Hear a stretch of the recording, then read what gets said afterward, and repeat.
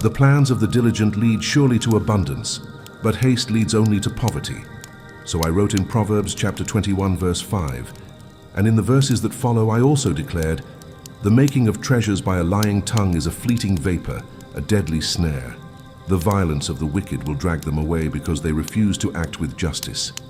The way of the guilty is crooked, but the conduct of the pure is upright." Proverbs 21, 6-8. God-fearing man, what I wanted to teach is that abundance does not grow where there is haste, disorder, or deceit. Prosperity flourishes in the soil of discipline and planning. It is not brute force that sustains, nor improvisation that secures victory, but the heart that orders its ways before the Lord. That is why I want this moment to be for you a time of rest and clarity. Close the doors of hurry that the world imposes and allow your mind to be still. Breathe and picture yourself sitting beside a king who does not speak of passing vanities, but of eternal counsel. I will speak to you as if I were Solomon himself, only as a way for you to enter the experience of wisdom, hearing the voice of one who knew both abundance and the dangers of straying. Every word I will share has the purpose of preparing your heart to set your life in order, with discipline, trust, and fear of the Lord. But before we continue, I want to lift a prayer for you. Say, Lord God of all wisdom, I ask you now to enlighten the mind of this wise man who is listening to me. May his thoughts align with yours. May his heart be strengthened not to drift aimlessly, but to live with direction and purpose. Teach him to plan before you and grant him clarity to walk in discipline. Bless, O Father, his plans, his work, and his decisions, so that in all things your name may be glorified. Amen. And if this word is already beginning to speak to you, I want to ask something simple. Like this video and subscribe to this channel. Not merely as one who adds another piece of content to a list, but as a sign before God that you desire to keep learning and growing in wisdom. Here you will find nourishment for your soul and direction for your life, so you may live as a God-fearing man, ordering your steps and experiencing the abundance that flows from discipline and planning. Planning is building the path to abundance. I would like to open the scriptures with you in Proverbs chapter 16, verses 1-3. There I wrote, "The plans of the heart belong to man, but the right answer comes from the Lord. All a man's ways seem pure to him, but the Lord weighs the spirits. Commit your works to the Lord, and your plans will be established." What I wanted to show here is that planning is necessary, but never sufficient without surrender to the Most High. The wise man understands that ordering his life is not a sign of unbelief, but of reverence, for submitting plans to the Lord is the guarantee that the fruit will be made firm. And notice how this unfolds in everyday life. The worker who organizes his week with prayer and discipline not only fulfills his tasks, but rests in the truth that God sustains him in every detail. The business owner who drafts his strategy and lays it before the Lord finds peace even in the uncertainties of the market. The God-fearing man does not fear planning, for he knows the outcome rests not in his own strength, but in divine direction. Planning is faith in motion. Now I want to move to Proverbs chapter 24, verses 3-6. I wrote there, "By wisdom a house is built, and through understanding it is established. By knowledge its rooms are filled with all kinds of precious and pleasant riches. A wise man is strong, and a man of knowledge increases his strength. For by wise counsel you will wage war, and in a multitude of counselors there is victory." What I wanted to teach is that nothing stands firm without order, without knowledge, without seeking secure direction. Even battles require counsel. Even the simplest homes need a foundation. In practice, this means that organizing your finances, setting clear goals, and seeking wise counsel is just as spiritual as lifting your hands in prayer. Abundance is not built on improvisation, but on the daily laying of strong foundations. The wise man does not deceive himself with the rush of immediate results. He invests in knowledge, in listening, and in discipline, which make him steadfast. The house built on wisdom is never easily shaken.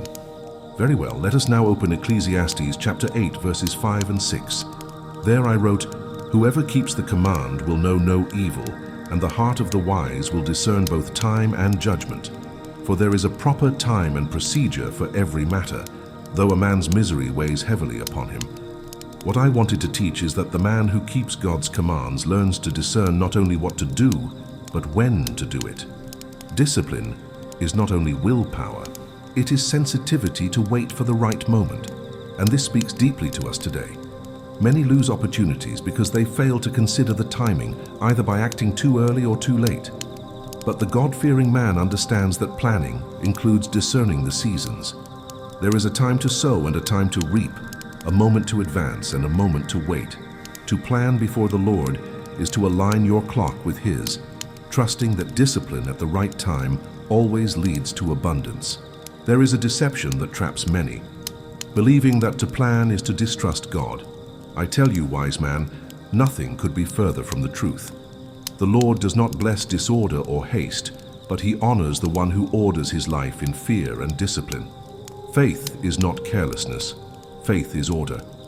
The man who refuses to plan confuses spirituality with negligence, but the one who sets his life in discipline before the Lord shows reverence. And reflect on how this touches real life. How often have you seen people use faith as an excuse not to organize themselves? They say God will provide, yet refuse to prepare their hands for work.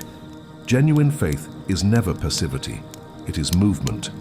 The God-fearing man understands that to plan his life is to recognize it does not belong to him but to the Creator. When you organize, pray, and act, you are saying to God, "Here are my works, establish them with your blessing." To build without a plan is like raising a tower without calculating the foundation. It may stand for a while, but the first strong wind will bring it down. What I wanted to show you, wise man, is that the discipline of planning protects against the ruin that comes from improvisation. The anxious heart craves quick results, but never considers tomorrow, while the God-fearing man, by ordering his steps, becomes like a builder who measures every stone and prepares the ground before laying the weight of the walls. The tower that endures is never the one built in haste. It is the one patiently measured and firmly established. You may recognize this principle in your own routine. A professional who runs after every opportunity without strategy soon loses his way. Yet the one who structures his day, sets priorities and follows each step in order, even with smaller strides, reaches further. The same is true in finances. Those who spend without thought build castles of sand, but those who discipline themselves and organize their budget are raising walls that endure. God-fearing man, the tower of your life cannot stand on good intentions alone. It needs foundations laid in prayer, wisdom, and discipline. Let me now take you to further readings that expand this truth. Let us open the Bible in Proverbs chapter 6, from verse 6 through 11. There I wrote, "Go to the ant, you sluggard. Observe her ways and be wise. She has no commander, no overseer, no ruler. Yet she prepares her bread in summer and gathers her food at harvest. How long will you lie there, O sluggard? When will you rise from your sleep? A little sleep, a little slumber, a little folding of the hands to rest, and poverty will come upon you like a thief, and scarcity like an armed man." What I wanted to show here is that discipline does not depend on external supervision. It is an inner decision. The ant has no one forcing her, yet she knows to act at the right time to survive. The wise man learns that abundance is the fruit of preparation made ahead of time, not improvisation at the last moment. If you examine your own life, you will see how lack of discipline often opens the door to poverty, not only financial, but also emotional and spiritual. The God-fearing man understands he cannot live with arms folded, waiting for a miracle to fall from heaven. The Lord commands blessing upon those who rise early, upon those who plan and sow. Just as the ant works without fanfare, you too are called to live in quiet constancy that produces harvest in due season. It is not anxious haste, but faithful routine that sustains prosperity. I want to read now with you Psalm 37, verses 23 to 26, words written by my father David. He said, "The Lord makes firm the steps of the one who delights in him. Though he may stumble, he will not fall, for the Lord upholds him with his hand. I was young and now I am old, yet I have never seen the righteous forsaken, or their children begging bread. They are always generous and lend freely. Their children will be a blessing." What my father wanted to teach is that discipline and planning walk hand in hand with God's faithfulness. The man who orders his steps before the Lord has the assurance that even his falls will not be final. Generosity and consistency become a heritage that flows through generations. This promise speaks directly to the heart of the wise man today. Even in times of crisis, the one who walks in discipline and in fear of God will never be without the bread he needs, because the Lord himself delights in blessing those who labor with uprightness. Discipline is not a burden, but a path of security. When you order your life in prayer, set clear plans, and act with constancy, the hand of God moves in your favor, steadying your steps and blessing even your descendants. That is why I say to you, do not be afraid to put your life in order, for the Lord establishes the ways of the righteous. Now, let us open together the book of Deuteronomy, chapter 28, from verse 1 to 6. There it is written, "If you fully obey the Lord your God, and carefully follow all his commands I give you today, the Lord your God will set you high above all the nations on earth. All these blessings will come upon you and overtake you if you obey the Lord your God. You will be blessed in the city and blessed in the field. The fruit of your womb will be blessed, and the crops of your land and the young of your livestock, the calves of your herds and the lambs of your flocks. Your basket and your kneading trough will be blessed. You will be blessed when you come in and blessed when you go out." What Moses wanted to teach is that the discipline of obedience is what opens the gates of blessing. It is not about chance, but about faithfulness. The God-fearing man is exalted not by luck, but by walking in order before the Lord. And notice how this molds the practice of life. The worker who follows just principles in his job, the businessman who manages with honesty, the father who orders his household in reverence. All of them experience the promise of blessing when they enter and when they leave. Discipline here is not a rigid cage, but the firmness of one who knows the right path and abides in it. It is through this steady walk, listening to God's voice and keeping his commands, that true abundance is built. Wise man, there is no harvest without obedience. There is no blessing without discipline. There is a spiritual barrier that holds many hearts captive: procrastination, disguised as spirituality. Some say, "I am just waiting on God," yet in truth they are delaying what the Lord has already placed before them. I wrote in my Proverbs that the plans of the diligent lead surely to abundance, but haste and negligence lead only to poverty, and this is a call to act with diligence. Waiting on God does not mean folding one's arms. It means preparing with discipline while he opens the doors. The wise man understands that faith does not cancel action. On the contrary, it gives meaning to effort. Think with me.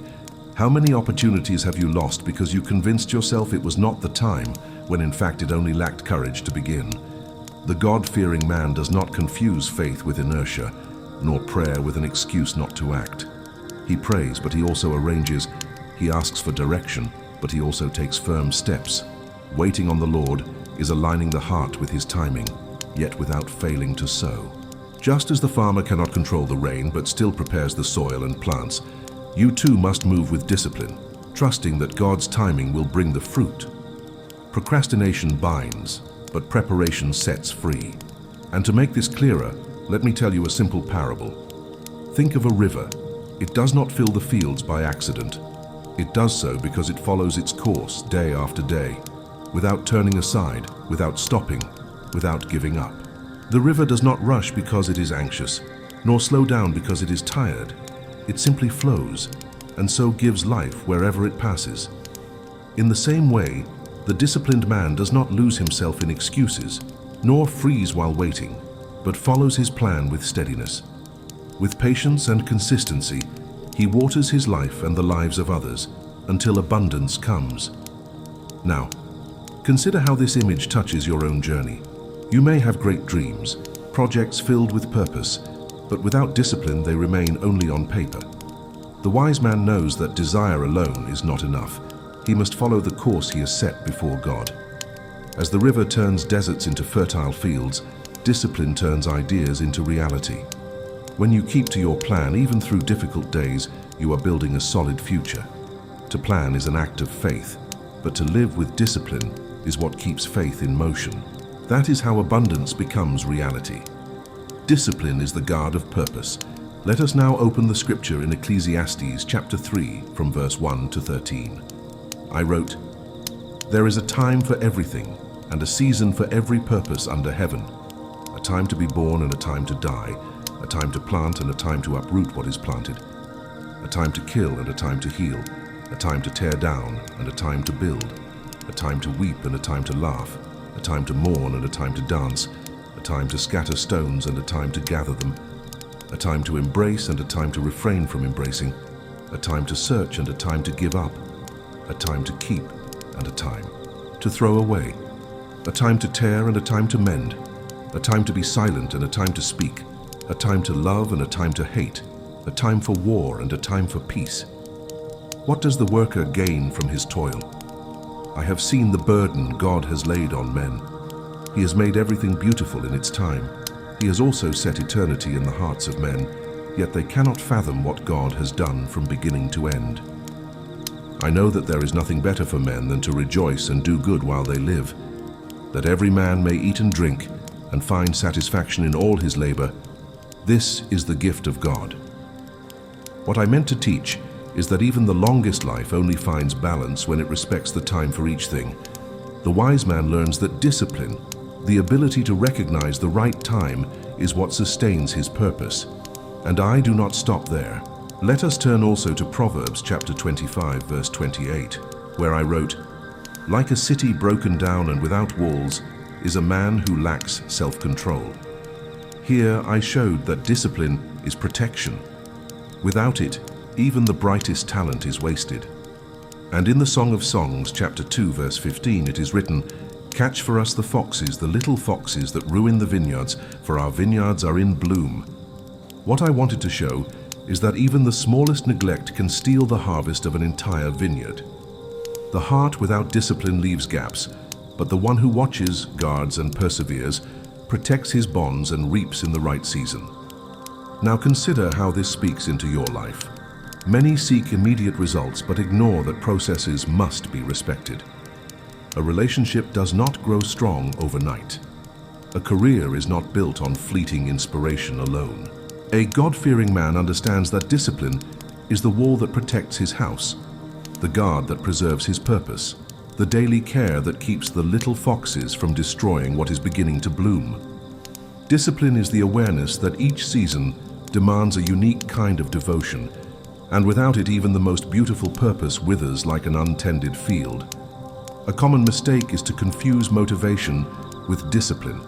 Motivation is like a spark that ignites quickly. It warms, it shines, but it also fades easily.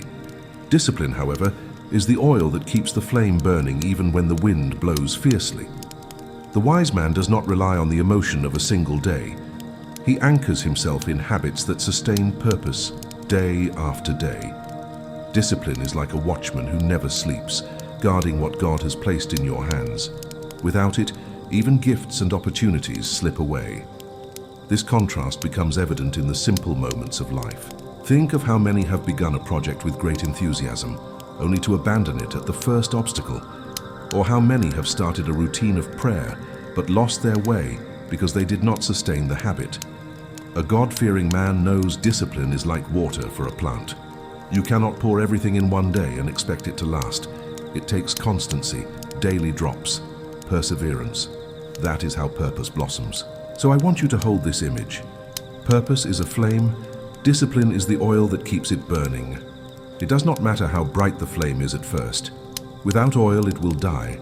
But with discipline, it endures through long nights, storms, and winds, until it fulfills its role of shining light. The wise man learns that receiving purpose is not enough. You must guard it with daily care, nourish it with discipline, protect it with vigilance, and feed it with consistency. Only then does purpose become a legacy that remains. Now let us move forward. Let us open now in Proverbs chapter 13, verse 4. I wrote, "The sluggard craves and gets nothing, but the desires of the diligent are fully satisfied." What I wanted to reveal is that the undisciplined heart always dreams, always craves, but never attains, while the one who dedicates himself without haste finds his desires fulfilled. Discipline is the invisible path that transforms longing into reality. And this truth shapes daily life in powerful ways. The man who only desires success yet will not rise early, will not order his hours, will not apply himself to his work, will remain trapped in the emptiness of his own dreams. But the God-fearing man who plans, who insists, who perseveres, sees his desires become fruit. He understands that God does not bless mere desire, but the discipline that gives desire its form. Now let us turn to Proverbs chapter 10, verses 4 and 5. There it is written, "He who works with a lazy hand becomes poor, but the hand of the diligent makes rich. He who gathers in summer is a wise son, but he who sleeps in harvest is a son who brings shame." What I wanted to show is that opportunity does not wait, and the man without discipline to seize it loses his harvest. The idle hand brings shame, but the diligent honors even his family with the abundance of his work. And this truth echoes strongly in our own time. Many miss precious opportunities because they were asleep, distracted, or simply disorganized. How many businesses, how many relationships, how many open doors were lost because there was no discipline to act at the right moment? The wise man understands that abundance is not only about having gifts, but about having the discipline to use them in their season. And I also want to open with you Psalm 1 verses 1 through 3, written by my father David. He declared, "Blessed is the man who does not walk in the counsel of the wicked, nor stand in the way of sinners, nor sit in the seat of mockers. But his delight is in the law of the Lord, and on his law he meditates day and night. He is like a tree planted by streams of water, which yields its fruit in season and whose leaf does not wither. Whatever he does prospers." What my father wanted to teach is that spiritual discipline, meditating on the law of the Lord continually, is the root of true prosperity. The man who disciplines himself before the word is like a tree that never dries, even in difficult times. Here lies a profound secret. Many seek prosperity only through human effort, but forget that discipline is also spiritual. Just as a tree requires constant water, so a man needs the discipline of remaining in the word, watering his heart day after day. The God-fearing man who organizes his time to remain before the Scripture and before the Lord never lacks fruit. Because discipline in God's presence produces roots that endure through every season. There is a barrier that paralyzes many, the temptation to quit too soon. When they do not see quick results, they think God is not moving, and so they abandon the journey. But I tell you, discipline is the patience that keeps watering, even when the field looks barren. It is the confidence that the harvest will come in its appointed season. The wise man understands that life does not change overnight. It is in the quiet constancy, day after day, that the fruit ripens and the purpose blossoms. And make no mistake, quitting too soon is like pulling the plant before it bears fruit. How many abandon relationships because they did not see immediate change? How many give up on projects because results did not appear quickly? But the God-fearing man knows that perseverance is as important as beginning. Discipline shapes character and prepares the heart to receive abundance in the right time. To seal this understanding, let me leave you with a simple parable. The farmer does not plant today and harvest tomorrow. He waters, he waits, he tends until the fruits appear. This is what discipline truly is, the patience to keep nurturing until the purpose comes forth. Whoever abandons before the time never sees the harvest, but whoever endures, even when it seems in vain, will see abundance at the appointed time of God. And this parable speaks directly to your heart. How many projects have you abandoned because the waiting felt too long? How many dreams have you left behind because the fruit did not appear when you wanted it to? The wise man understands that discipline is the key that unlocks the harvest. It is what turns effort into fruit, dreams into reality, promises into abundance. Without discipline, nothing blossoms. With discipline, everything prospers in due time. Discipline in relationships and inner life. Let me now open with you in the Song of Songs, chapter 8, verses 6 and 7. There I wrote, "Set me as a seal upon your heart, as a seal upon your arm. For love is as strong as death, jealousy as relentless as the grave. Its flames are flames of fire, a mighty flame of the Lord. Many waters cannot quench this love, neither can floods drown it. If a man were to give all the wealth of his house for love, it would be utterly despised." What I wanted to show is that even love, so intense and deep, must be guarded by discipline. Because when there is no constant care, even the strongest fire burns out. Notice how this touches real life. A marriage does not endure by passion alone, but by the daily discipline of watering that love with patience, dialogue, and care. Friendship does not survive only on good memories, but on the commitment to be present, to listen, to forgive. The God-fearing man understands that even noble feelings require the discipline of concrete gestures. Because the flame does not sustain itself, it must be fed day after day. Let us now move to the book of Proverbs, chapter 15, verses 1 through 4. I wrote, "A gentle answer turns away wrath, but a harsh word stirs up anger. The tongue of the wise adorns knowledge, but the mouth of fools pours out folly. The eyes of the Lord are in every place, watching the evil and the good. A wholesome tongue is a tree of life, but perverseness in it breaks the spirit." What I wanted to teach is that even words, when undisciplined, bring destruction. But the tongue guarded with care produces life and healing. This truth shows itself in every conversation you have. A word spoken without discipline can wound deeper than a sword, but a gentle word can restore a broken heart. It is the discipline of the heart that trains the wise man to hold his tongue, to listen before he speaks, to measure before he answers. Because in the heat of anger, discipline is the wall that protects you from destroying what took years to build. And I want to open with you still in Ecclesiastes chapter 4, verses 9 through 12. There I wrote, "Two are better than one, because they have a good reward for their labor. For if they fall, one will lift up his companion, but woe to him who is alone, for if he falls, there is no one to lift him up. Also, if two lie together, they will keep warm. But how can one keep warm alone? And if one prevails against him, two will withstand him. And a cord of 3 strands is not quickly broken." What I wish to show is that relationships, sustained by the discipline of walking together, become fortresses against the storms of life. And that image is clear. The man who isolates himself, who refuses to nurture his bonds, stands vulnerable to falls and to the cold of loneliness.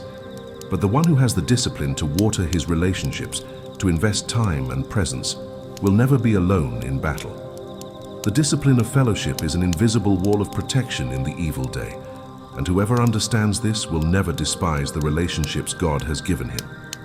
There is a mistake many believe, thinking relationships survive only on initial love, but love without discipline is like a garden without care, soon overrun with weeds.